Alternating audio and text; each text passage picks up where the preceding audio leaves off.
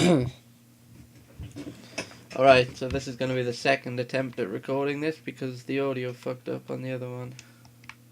Alright, so this is going to be a little mini tutorial on how to build a death cam fade in and out. You want a couple of checkpoints.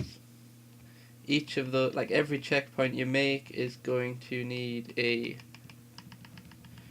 set value event.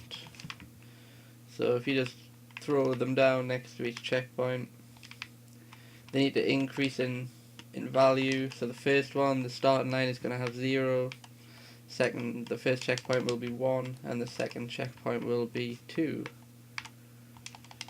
Alright, you want to link those to a variable data source so that each checkpoint you pass increases the data source by 1 value.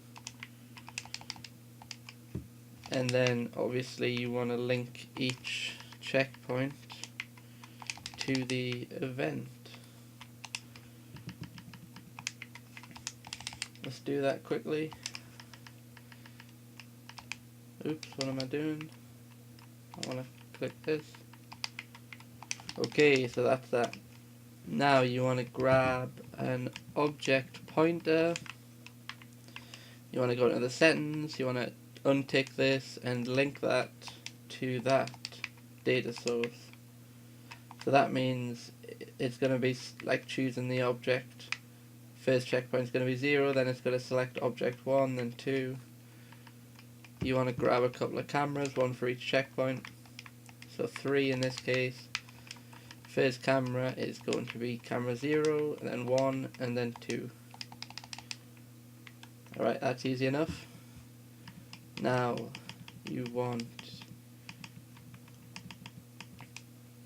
a trigger. You want 2 player events, one on crash and one on bailout.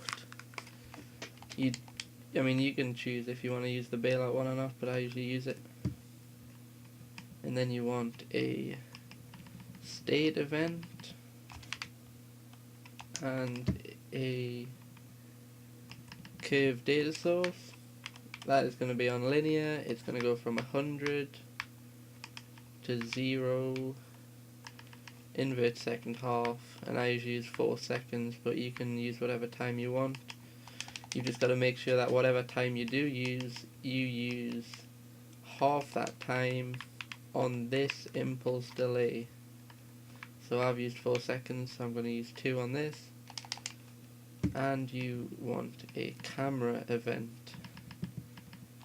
And that is it. Now let's just link all of these up. This is going to be disabled, this curve data source, and that's going to be linked to your exposure on the main blue camera.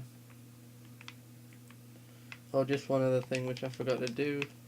On the 3 custom cameras, you want to make sure that they are set to cut. I usually use a range of 0.1, and make sure they are inheriting the main game camera settings. Okay, so this should be set to on, link to that, these 2, link to that, this, to that, and this, to that. And then for the camera, you want to choose the object pointer. And that is it. That should work. Let's give it a quick test to make sure. Oh, wait there. Just so you can tell the difference between the cameras. Turn a few of them so you know what's going on. Which way have I turned them? Alright, so they're going to be facing weird ways.